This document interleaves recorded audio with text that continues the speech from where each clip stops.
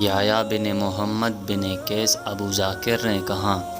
میں نے علاء بن عبد الرحمن کو اسی مذکورہ بلا سند کے ساتھ حدیث بیان کرتے ہوئے سنا۔ انہوں نے کہا، منافق کی علامت 3 ہے، چاہے وہ روزہ رکھے، نماز پڑھے اور اپنے آپ کو مسلمان سمجھے۔ حماد بن سلمہ نے داؤد بن ابی اندہ سے، انہوں نے سید بن مسیب کے حوالے سے حضرت ابو ہریرہ رضی اللہ عنہ سے روایت کی، جو یحییٰ بن محمد کی علاء سے بیان کردہ روایت کے مطابق ہے، اور اس میں بھی یہی الفاظ ہے، خواہ وہ روزہ رکھے، نماز پڑھے اور اپنے آپ کو مسلمان سمجھے۔ نافع نے حضرت عبداللہ بن عمر رضی اللہ عنہ سے روایت کی کہ رسول اللہ صلی اللہ علیہ وسلم نے فرمایا،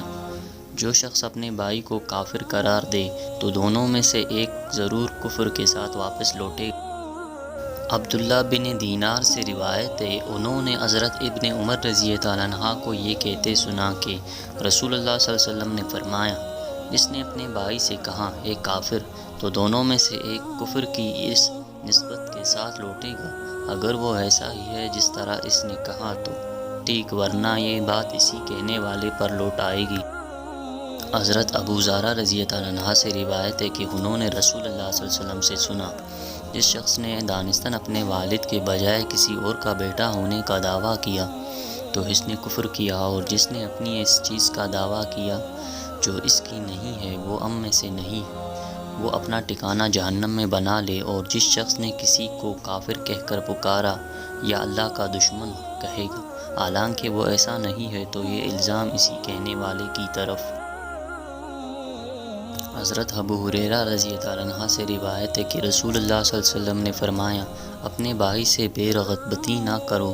چنانچہ جس شخص نے اپنے والد سے انحراف کیا تو یہ عمل کفر میں۔ عاصم نے ابو عثمان سے، اور انہوں نے حضرت سید اور حضرت ابو بکر رضی اللہ عنہ سے روایت کی ہے کہ وہ دونوں کہتے تھے، یہ بات میری دونوں کانوں نے محمد صلی اللہ علیہ وسلم سے سنی، اور میرے دل نے یاد رکھی کہ آپ صلی اللہ علیہ وسلم فرما رہے تھے، جس نے اپنے والد کے سوا کسی اور کو والد بنانے کا دعویٰ کیا، حالانکہ وہ جانتا ہے کہ وہ اس کا والد نہیں، تو اس پر جنت حرام ہے۔ منصور اور عماش دونوں نے ابو وائل سے، انہوں نے حضرت عبداللہ بن مسعود رضی اللہ عنہ سے، اور انہوں نے نبی اکرم صلی اللہ علیہ وسلم سے یہی حدیث بیان کی۔ ابو زرعہ ارام بن عمرو بن جریر بن عبداللہ البجلی نے اپنے دادا حضرت جریر رضی اللہ عنہ سے روایت کی، انہوں نے کہا، نبی اکرم صلی اللہ علیہ وسلم کے حاجت الوداع کے موقع پر مجھ سے فرمایا،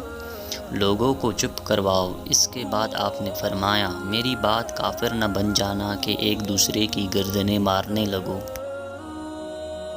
معاذ بن معاذ نے شعیب سے، انہوں نے وقاد بن محمد سے، انہوں نے اپنے والد سے، اور انہوں نے حضرت ابن عمر رضی اللہ عنہ سے، اور انہوں نے نبی صلی اللہ علیہ وسلم سے سابق حدیث کے مطابق روایت کی۔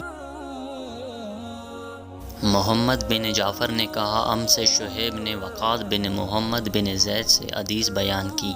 کہ انہوں نے اپنے والد سے سنا، وہ حضرت عبداللہ بن عمر رضی اللہ عنہ سے حدیث بیان کرتے تھے،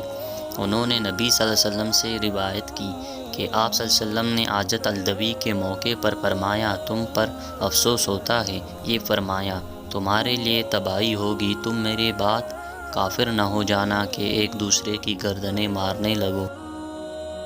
عبداللہ بن وہاب نے کہا، ہمیں عمر بن محمد نے حدیث بیان کی کہ ان کے والد نے انہیں حضرت ابن عمر رضی اللہ عنہ کے حوالے سے نبی صلی اللہ علیہ وسلم سے اسی طرح حدیث بیان کی جس طرح شعیب نے واقعے سے بیان کی ہے۔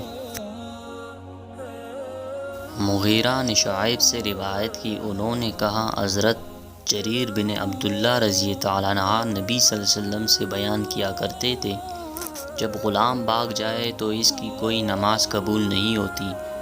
جس طرح حرام کھانے والے کی نماز قبول نہیں ہوتی۔